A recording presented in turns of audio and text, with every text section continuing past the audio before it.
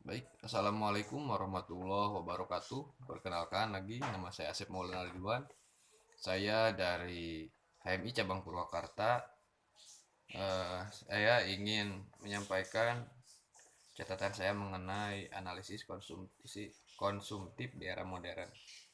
Sebelum kita ke pembahasan pokok, berarti kita harus tahu dulu apa nih yang menjadi bahan daripada fokus kita, yaitu konsumsi. Konsumsi sendiri definisinya apa sih? Konsumsi itu merupakan kegiatan manusia untuk memenuhi kebutuhan hidup.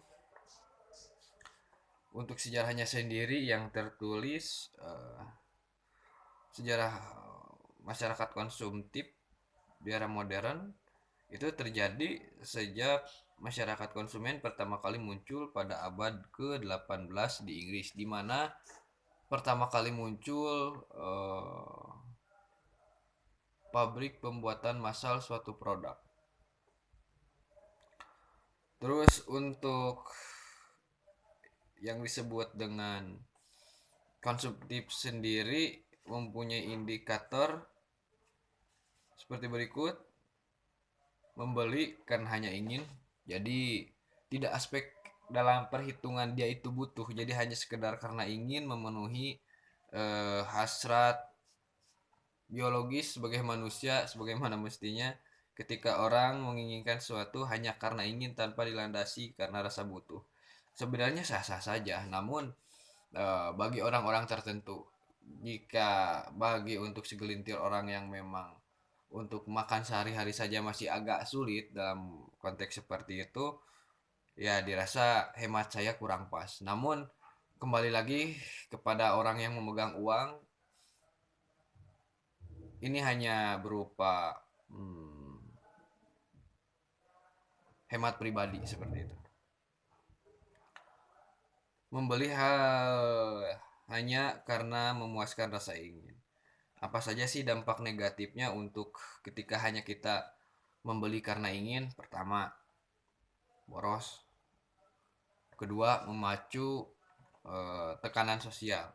Tekanan sosialnya seperti apa sih maksudnya? Ketika kita terbiasa membeli karena ingin, berarti kita akan membeli sesuatu yang kadang-kadang itu tidak penting, namun penting bagi dirinya sendiri. Jadi contoh, ketika kita merasa uang masih pas-pasan, namun kita menginginkan tas Gucci gitu, tapi kita mampu sebenarnya untuk menabung dan membeli.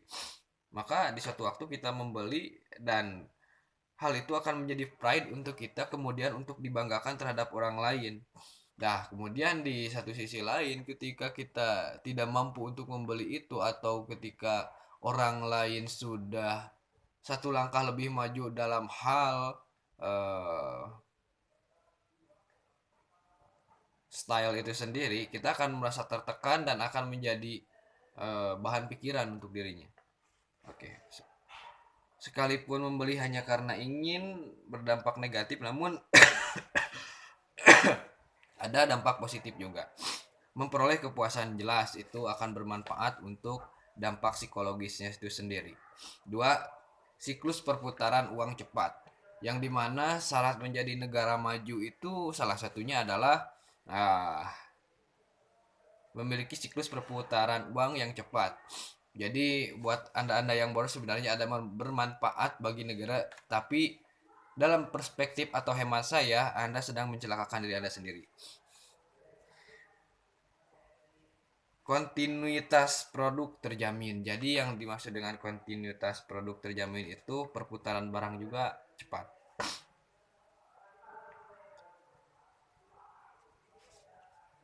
Juga faktor-faktor yang mempengaruhi perilaku konsumtif apa aja sih? Literasi ekonomi. Jadi ketika orang sudah pandai dalam menggunakan juga daya inginnya untuk membeli, dia itu harusnya sekira-kiranya pandai dalam literasi ekonomi. Ketika dia membeli karena ingin, ya saya membeli karena ingin, tapi ketika saya membeli ini tidak akan cuma-cuma pula, tidak hanya untuk dipakai pula. Ada juga orang yang membeli karena ingin, tapi juga memperhitungkan dasar investasi. Contohnya seperti tas-tas mahal, jam mahal, dan lain-lain. Atau katakanlah seperti buku yang cukup mahal. Nah, ketika kita membeli ori, maka bukan tidak mungkin itu akan menjadi investasi walaupun kemungkinan harga akan turun, tapi setidak-tidaknya tidak terlalu membebani diri sendiri. Gaya hidup tentu saja itu akan sangat mempengaruhi atau faktor yang mempengaruhi perilaku konsumtif, akan semakin terpacu rasa kita untuk menjadi seorang konsumtif.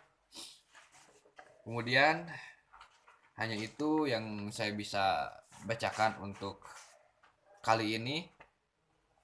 Terima kasih. Assalamualaikum warahmatullahi wabarakatuh.